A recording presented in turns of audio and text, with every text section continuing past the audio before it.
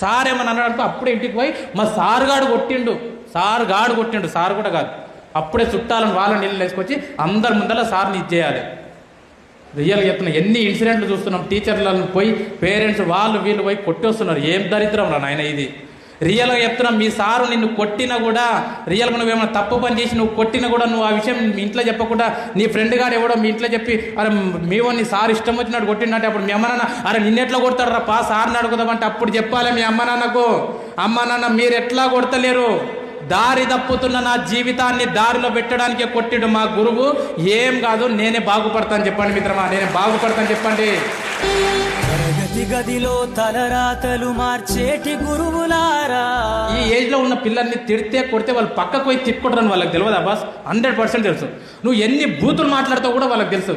అరే నువ్వు ఎన్నిసార్లు తిట్టుకుంటావు బూతులు మాట్లాడతావు అని తెలిసి కూడా నిన్ను ఖండించనికే, నిన్ను చిన్నగా శిక్షించడానికి వాళ్ళు ప్రయత్నం చేస్తున్నారు అంటే అది ఏదో ఒక మాటకు దారిలో పడతారు కదా పిల్లలు అని చెప్పి. రాజు పేద భేదం చూపని ఉపాధ్యాయులారా.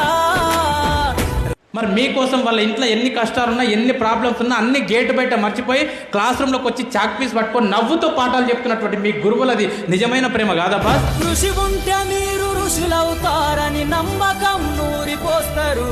ఇంటి దగ్గర వాళ్ళ పిల్లలకు జ్వరం ఉన్నా సరే హాస్పిటల్కి తీసుకెళ్లి టాబ్లెట్లు వేసి ఇంటి దగ్గర పడుకోబెట్టి వాళ్ళ అమ్మ నాన్నకు అప్పచెప్పి స్కూల్కి వచ్చి అరే ఇంటి దగ్గర జ్వరం వచ్చిన నా పిల్లలు కాదు క్లాసులో ఉన్న 50 మంది పిల్లలు కూడా నా పిల్లలతో సమానం అని చెప్పి మీకు పాఠాలు చెప్పేటటువంటి మీ గురువుల నిజమైన ప్రేమ కాదప్పా? రేపటి తరము అంధకారంగా ఉండొద్దని ముందుంటారు.